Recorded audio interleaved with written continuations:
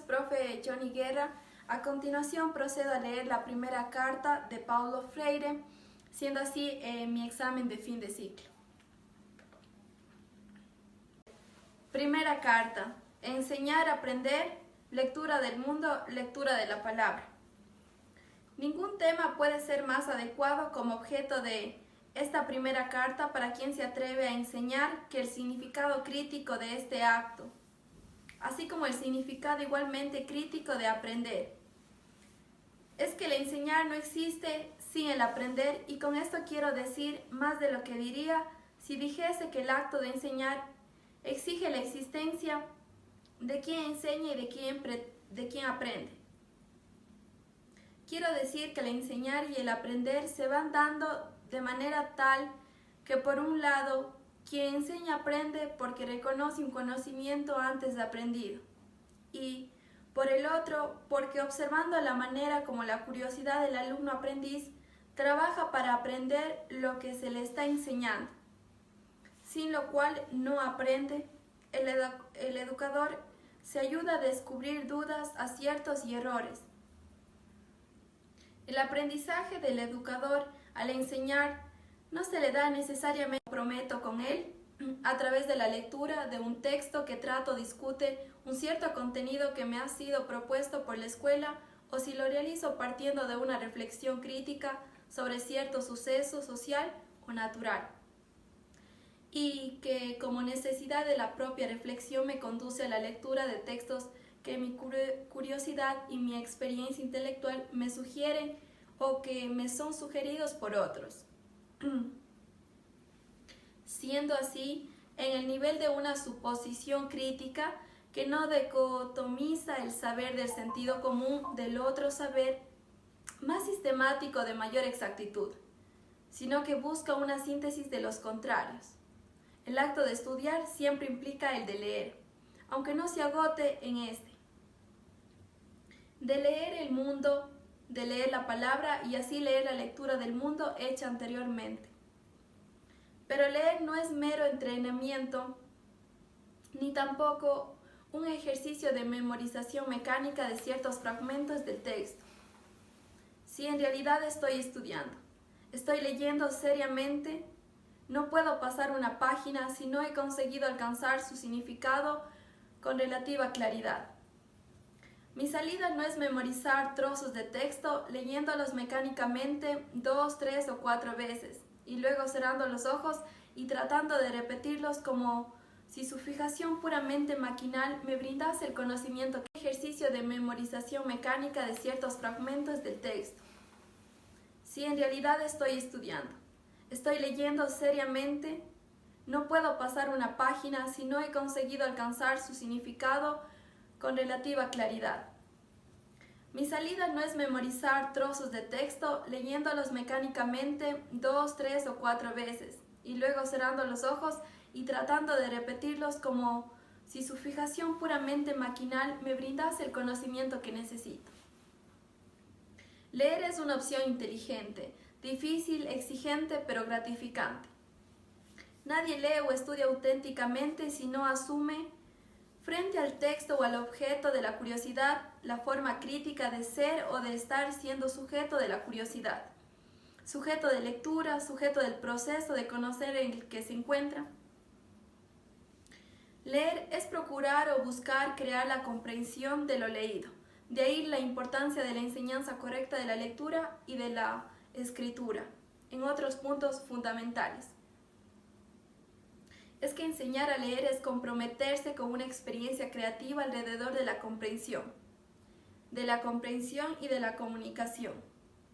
Y la experiencia de la comprensión será tanto más profunda cuanto más capaces seamos de asociar en ella, jamás dicotomizar, los conceptos que emergen en experiencia escolar procedentes del mundo de lo cotidiano.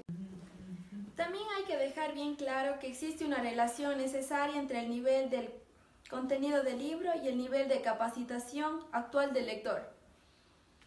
Estos niveles abarcan la experiencia intelectual del autor y del lector.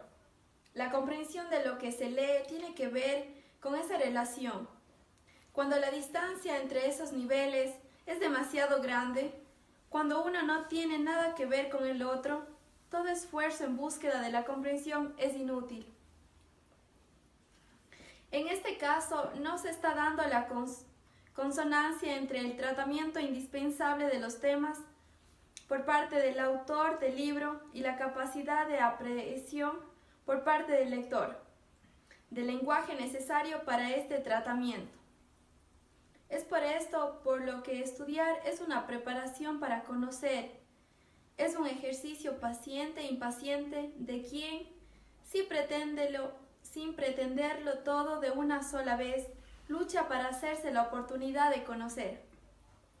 El tema del uso necesario de instrumentos indispensables para nuestra lectura y para nuestro trabajo de escribir trae a colación el problema de poder adquisitivo del estudiante y de las maestras y maestros en vista de los costos elevados para obtener la lengua, diccionarios filosóficos, etc.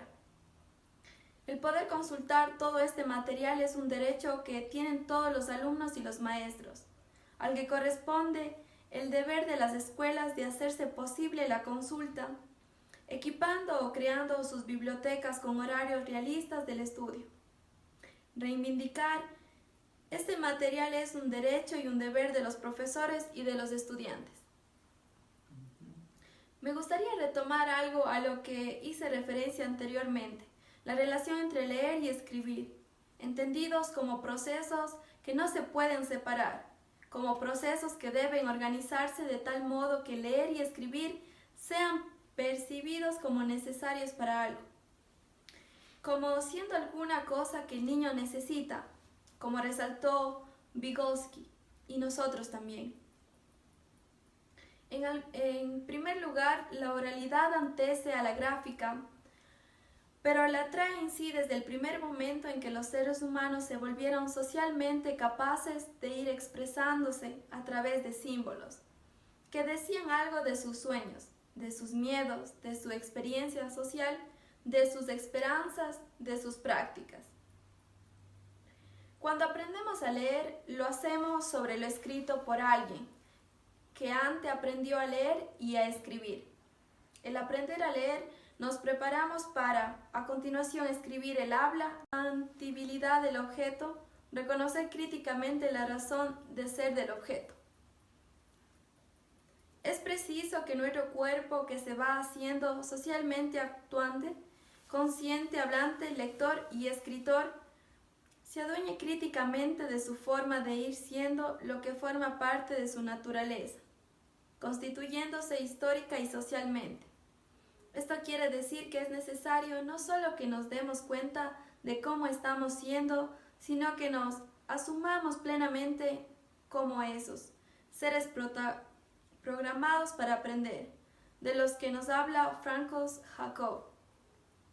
Resulta necesario entonces que aprendamos a aprender, vale decir que entre otras cosas le demos al lenguaje oral y escrito, a su uso, la importancia que le viene siendo reconocida científicamente.